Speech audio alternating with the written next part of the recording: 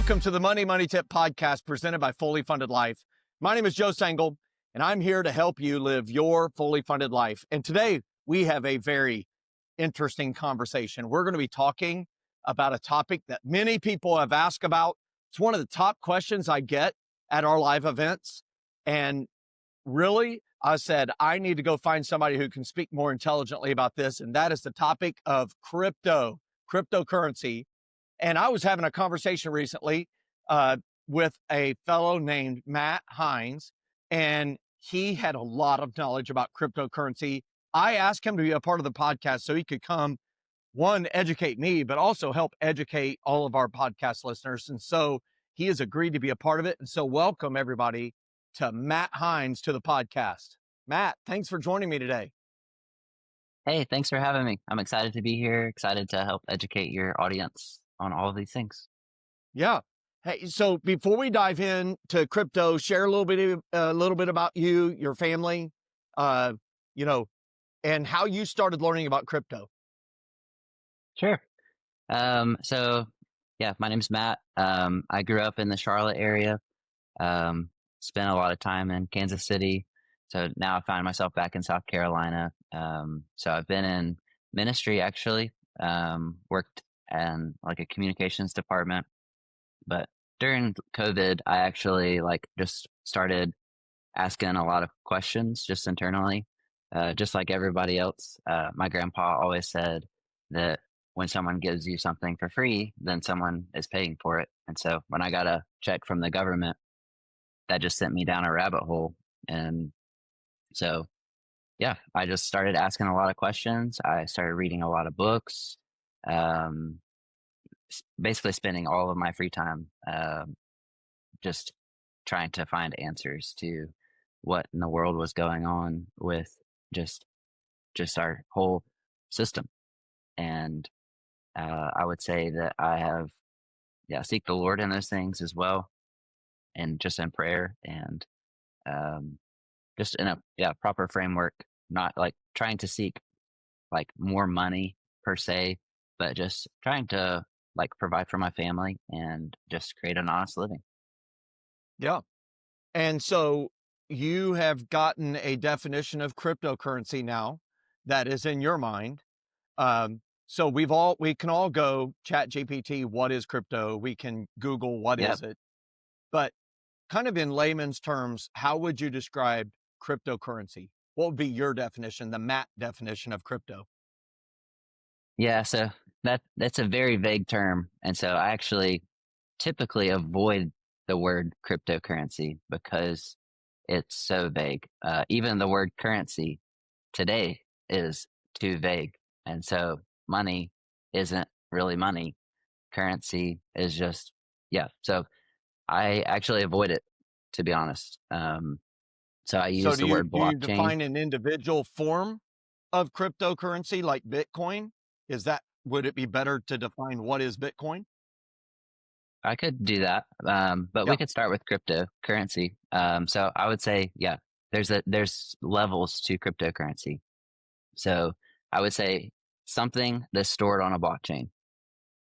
So that's kind of like at the most primitive, basic level. It's a shared notebook on the internet, and everyone can see who owns what, and nobody can mess with that. And yeah, you own what you own, and only you can change what you've written. So it's not necessarily money. It can be information. It can be verification of information. Um, yeah. So unlike money in a bank where someone can control it, it should be crypto should allow you to send that to someone else or to custody that thing. It's like using text messages. So it would be peer to peer from person to person. It would remove intermediaries from the conversation. So it's not just currency. The conversation is larger than that. It even goes to information. And so I would say that cryptocurrency is important, but you have to discern what is valuable and what deserves your attention, and especially what deserves your capital. Yeah.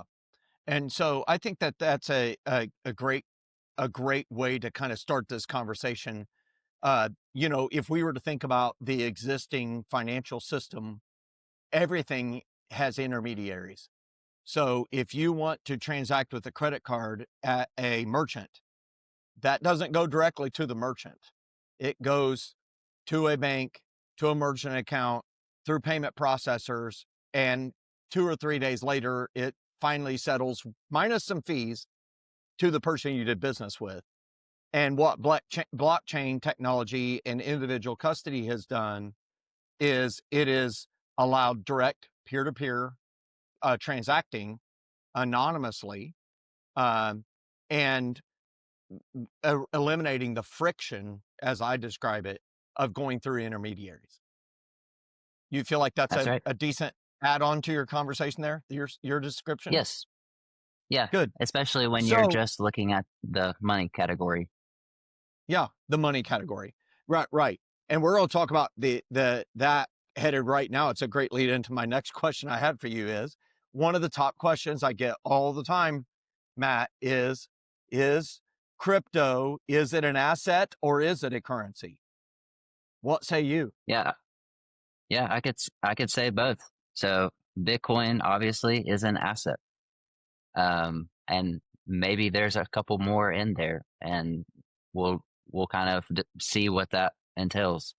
There are currency options within crypto again. So if we're going to layer outside of Bitcoin, which I don't even think is necessary, then yeah, we could create different layers within the crypto atmosphere, just like we do in real money today. We have at the national level, we have Bitcoin or gold as kind of base money, M0. So like in times where you don't trust the government, yeah, gold just in dollar values just goes up, but it doesn't mean that gold's more valuable. It just means the dollar's less valuable. Right. And as we record this podcast, gold eclipsed the $4,000 a troy ounce level one day That's ago. that's right. And that Yep, means not that gold is worth more, but that the dollar is worth less. that's right. Not So worthless, when but worth less, on its way to that's right. becoming worth less. Perhaps we can have that That's conversation. right. But I have a lot of conversations, Matt, with people that are saying, they're confused. They kind of do a lot of head scratching that says, is this an asset like gold? Is this a currency like dollars? And I say, even the federal government can't figure it out. And that's how they can't really regulate it yet. They don't know what it is. Well, technically, they have regulated it. So the Genius Bill just passed, and that actually technically is an asset.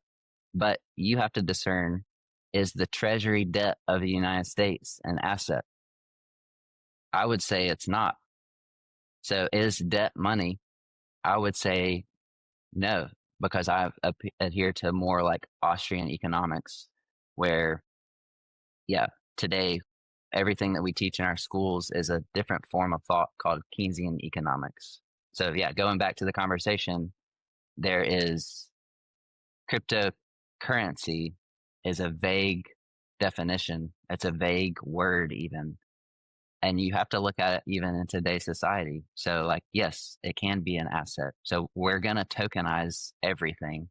Not everything should be on the blockchain, but most anything that is transferable when it comes to assets or currencies today will be tokenized. So we are moving fully digital. It's just like the post office still exists today, which is crazy because we can send information via email for free, but we still want to send through the post office. And the dollar's not going to just rapidly go away, but it is going to change where, yeah, the best form of transmission occurs. Yeah.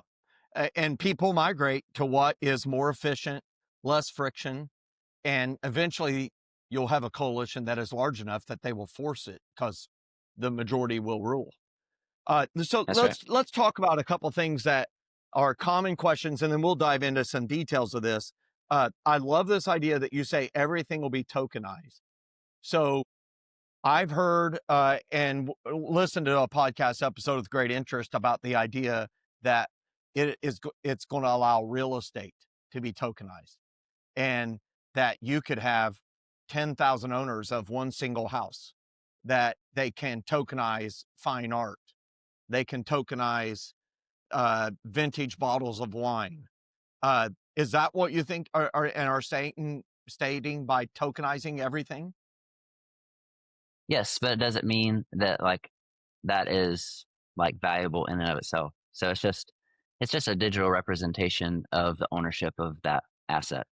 So if Okay. you think that housing is an asset, then yeah, that's your prerogative, but it's gonna be on chain. So it's just digital verification of ownership. So you can do that right now. If you want to invest in housing, you can go get an ETF that's like a pool of capital that's invested in real estate. So Right. it's just that's just changing from an ETF product to a tokenized product. Yeah, that makes sense. So, I think that's an excellent way to frame it. So, think about this statement that I hear people talk about a lot is mining for Bitcoin. Can anyone mine for it? Do they have to buy a pick, a shovel, an axe? Like, do they need sifters? Like, that's what people hear mining, and they're confused. Can you clarify what it means to mine for Bitcoin? Yeah. So I wrote this down so that I usually say words that no one understands. So I'm going to read this. So mining is like playing a crazy hard computer game where you solve math puzzles, not to make money, but just to keep Bitcoin safe. If you solve a block, then you get some Bitcoin. It's like winning a prize in a contest, but it uses actually a lot of electricity. So the odds work out. If they actually do work out in your favor, then you might pay off the electricity that you used for mining. So yes, in short, anyone can mine, but you need a special computer called an ASIC. That just means application specific integrated circuit. It's like a GPU. So GPU is optimized for video, and ASIC is optimized for the hashing algorithm of the thing that you're mining. So Bitcoin is SHA-256. So essentially, you're using a lot of electricity to create math problems to defend and encrypt the data that actually gets written to the node. So, yes, it's highly competitive. It's actually a cutthroat industry. You can't control input costs or output costs. And the only way to control anything is to have the most efficient chip that's on the market, which again, technology improves. And so chips are always getting more efficient. Or you time the market and try to get the cost of that machine as low as possible. And we all know how that works trying to time markets. Like, Yeah, good luck with that. So that's I would right. say, yeah, for the individual, it's so competitive that you're not, if you're trying to make money mining, that's the wrong like viewpoint. So, like, mining at the grassroots level is to provide security for the blockchain. If anything, actually, the cost of you mining actually makes Bitcoin more valuable. Hmm. So, So, what does it mean yeah, that that actually defends? Is that where the energy consumption is going, is powering the network, the node, and all protecting all that data? no. So, yeah, the energy going into, so I actually have one. So, this is a BitX. So, this is a solo miner. So, anyone can get one of these. Um, so, yeah, you can mine.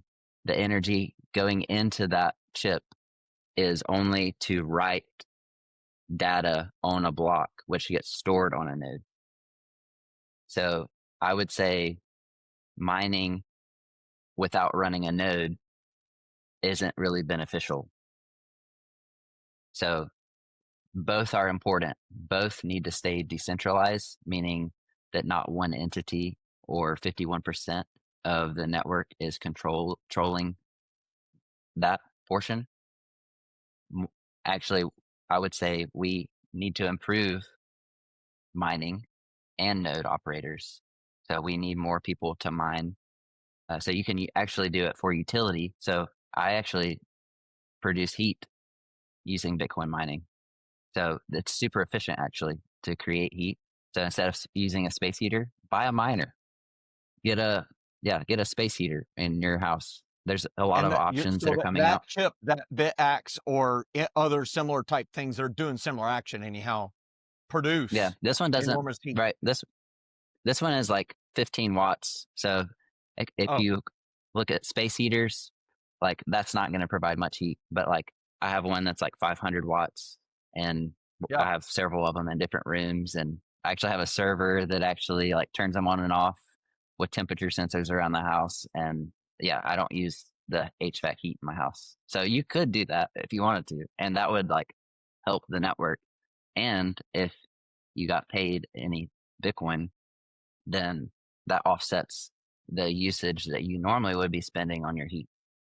So like I've I've seen a heard lot of stories people. and read stories of how people out in like West Texas in the Permian Oil Basin have done deals. You know, they have to burn off gases to keep things safe, and so they've actually bought in to use those flares to produce the energy to run, so it That's would right. lower their input cost, and it's a win because they were going to burn off that stuff anyhow. That's So, right. uh, people become crazy innovative on how they're doing that. The question would be, you know, what happens in the summer with all that heat? Can you turn it into like a geothermal type unit and get it to convert to cool air? I've thought about that a lot actually. I'm a Probably too mechanical much. engineer. I know there's a way to do that. Uh, Yes. so that's cool. So, I've had, um, in our conversation, speaking, moving more towards the use of Bitcoin. Uh, you use this phrase several times, self custody. So, explain what that means and why it's important for everybody that's listening to this podcast. Yeah. So I always say that if you go to a store and buy an engagement ring, you don't purchase that and keep it at the jeweler. You take that ring because it's valuable, or society thinks it is. And yeah, we take it into our custody. So it's the same thing with crypto. If you leave your crypto on an exchange, it's like going to the store and leaving it at the cash register. The whole point of all of this is that you can not trust someone else, that you verify and take accountability and or responsibility into your hands. And so, yeah, you have something So, called a private key. So there's like 24 words, 12 words, depending on the type of wallet that you have. And the hope would be that you use an offline device, not a hot. So there's two different types of wallets even. So you have a hot wallet and a cold wallet. So a hot wallet is stored like on your computer. It's it's actually online. So if that device gets hacked, you get malware, if something happens, like, and someone takes control of that machine, they can control that wallet and disperse those funds. A cold wallet is completely offline. So you can't access it unless you actually physically turn that device on. Most of them, like, even only transmit like information through Bluetooth, and it's just signing. So basically, the information of what you're trying to send to what blockchain address gets put on that display, and then you approve or deny like that transaction. So a cold wallet is the best security, and it's the best way to store any type of crypto. Um, I say Bitcoin, not crypto, but yeah, yeah, there's a lot of options. Cold card yeah. is Bitcoin So, exclusive. There's one of the Mhm. common holders where people can transact with Bitcoin and any other number of cryptocurrencies is Coinbase. What is Coinbase? Yep. Coinbase is just an exchange. So that's So where that is that a hot like wallet? Is that a cold wallet? That's not even a wallet. That is an exchange. Okay. So technically, that is just like the open counter at the jeweler. So that's not a place that you would store anything. So you don't It's take just custody. You don't really have custody. So Coinbase does have a wallet that you can okay. move to.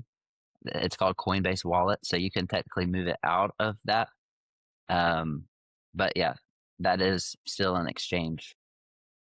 Okay. So all these that have been popularized, there's like 5, 6 of them that have kind of went to the capital markets and really built out massive platforms. You're saying that those are exchanges. They are not wallets, but there is a wallet feature. What would you recommend to somebody who they bought some Bitcoin 2015, 2016. It's become worth far more than what they ever possibly dreamed, and it's still sitting on one of those exchanges. Would you recommend that they move it to a wallet, a private wallet, like today? I would. Yeah. I definitely would. Yeah, do your research for sure. So there's a lot of options. Cold Card, Ledger. There's a newer one called BitKey, Trezor. I wouldn't recommend that one, but you can research it. BTC Sessions does a lot of like videos on like how to like run those things Okay. before you You even know, like I think do that. about Hmm. yeah, I think at our my live events when I ask the question, how many of you have experienced fraud or theft on one of your cards? It is dumbfounding. It I'm sure it doesn't surprise you. It's nearly 100%. And, you know, one of the biggest things that the blockchain technology brings is security. Um, what level of advancement in security do you say that Bitcoin and similar blockchain technologies are bringing over a typical, you know, tap to pay type of card? Yeah. So private key technology is like a lot more secure than, yeah, credit card numbers for sure. Um, I haven't done the math, but yeah, it's crazy.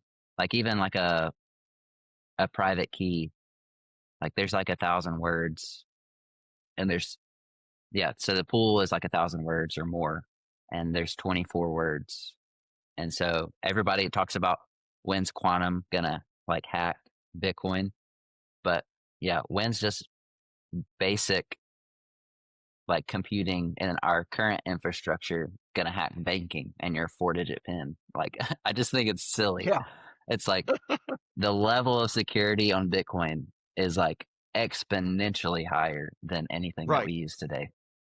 And there's been a So story of a person who he's got, I mean, in dollar value of Bitcoin, he has on this hard drive. I mean, is it tens of millions, hundreds of millions? I'm sure you've heard of the story. And he has like 2 login tries left. He can't remember his password. yeah. And have you heard this story? I mean, Well, yes.